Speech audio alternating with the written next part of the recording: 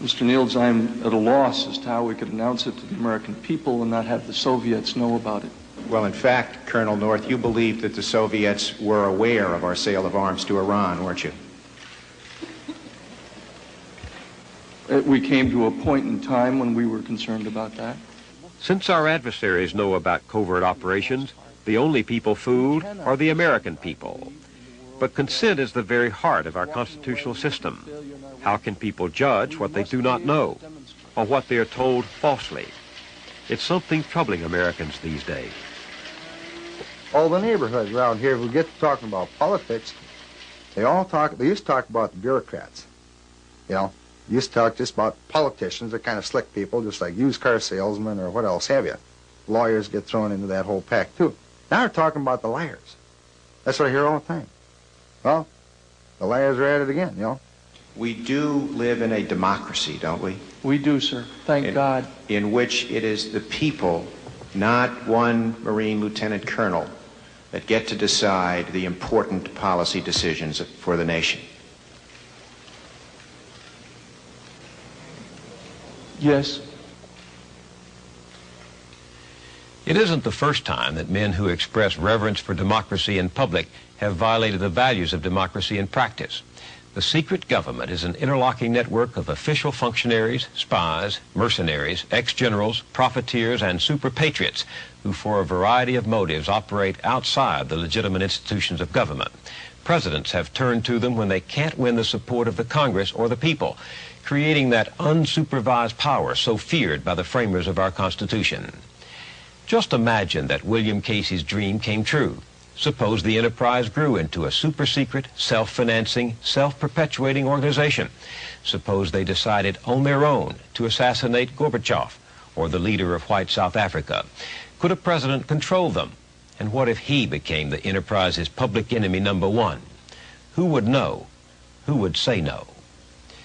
During the Bolshevik Revolution in Russia, Lenin created something called the Cheka, a secret organization run by 8 lieutenants reporting directly to him and filled with zealots who sabotaged and terrorized opponents. They made up their own rules, they chose their own missions, and they judged their own operations. You say it can't happen here. Well, before deciding for sure, let's look at the history of our secret government.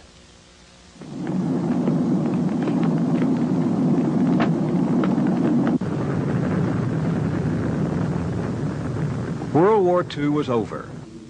Europe lay devastated. The United States emerged as the most powerful nation on earth. But from the rubble rose a strange new world, a peace that was not peace, and a war that was not war. We saw it emerging when the Soviets occupied Eastern Europe. The Cold War had begun. An iron curtain has descended across the continent. Behind that line lie all the capitals of the ancient states of Central and Eastern Europe. The Russians had been our ally against the Nazis, an expedient alliance for the sake of war. Now they were our enemy.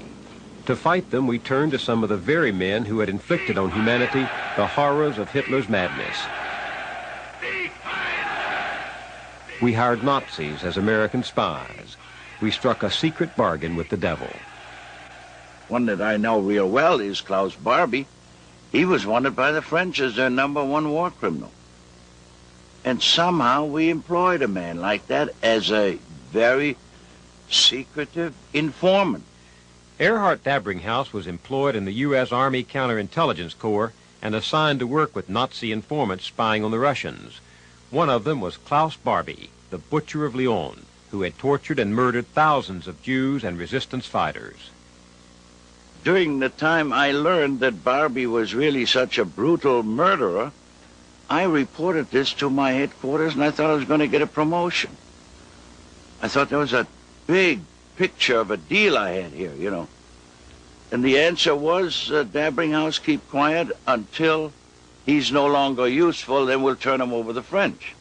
Under those conditions, I thought, well, okay, let's work with him. You know, if you're an intelligence officer, you work with the devil. The Americans did not turn Barbie over to the French when they finished with him. They helped him escape to Bolivia. Other top Nazis were smuggled into the United States to cooperate in the war against the new enemy. Dabringhouse still remembers the attitude of his superiors. The new enemy was the only enemy. They seem to have had a preconceived program of what the communists are up to. And if I send in a report that there was a Nazi war criminal running around over there, forget it. We're not interested in the Nazis anymore. We're concentrating on the communists.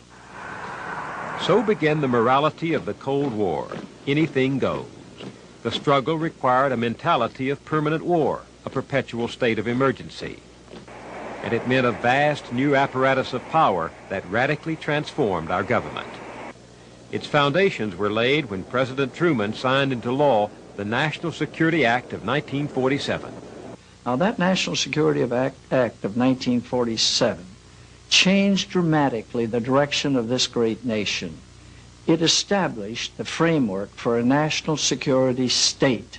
Admiral Jean LaRocque rose through the ranks from ensign to become a strategic planner for the Pentagon, and now heads the Center for Defense Information, a public interest group.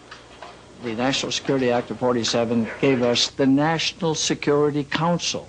Never have we had a National Security Council so concerned about the nation's security that we were always looking for threats and looking how to orchestrate our society to oppose those threats. National security was invented almost in 1947, and now it has become the prime mover of everything we do is measured against something we invented in 1947. The National Security Act also gave us the Central Intelligence Agency. This is the house the Cold War built, the CIA, the core of the new secret government.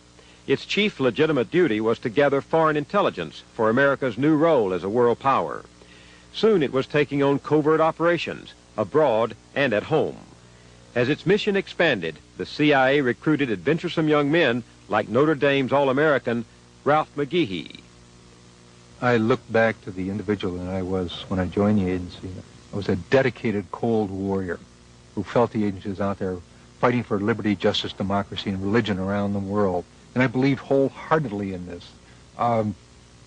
I just felt proud every day that I went to work because I was out at the vanguard of the battle against the international evil empire, international communist, the evil empire. Iran, 1953. The CIA mounted its first major covert operation to overthrow a foreign government. The target was the Prime Minister of Iran, Mohammad Mossadegh. He held power legitimately through his country's parliamentary process, and he was popular. Washington had once looked to him as the man to prevent a communist takeover. But that was before Mossadegh decided that the Iranian state, not British companies, ought to own and control the oil within Iran's own borders. When he nationalized the British-run oil fields, Washington saw red. Kenneth Love was a young New York Times reporter in Tehran that summer. This was in McCarthy's time, and the whole Cold War paranoia was running wild in Washington. And everybody was saying that crazy old Mossadegh was falling under the influence of the communists. This was not true. He did not receive an iota of assistance from the Soviet Union. Mansour Fahang was a young student activist in Tehran and a Mossadegh supporter. He now lives in the United States as a teacher and a writer.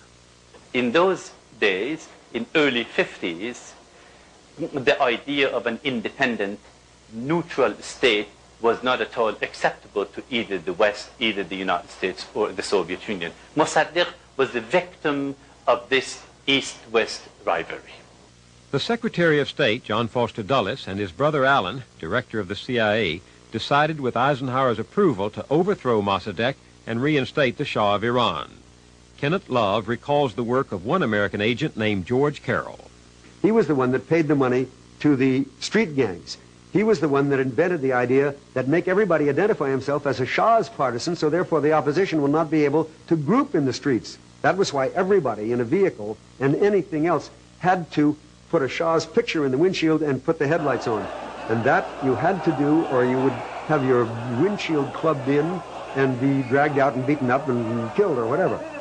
The mobs paid by the CIA and the police and soldiers bribed by the CIA drove Mossadegh from office.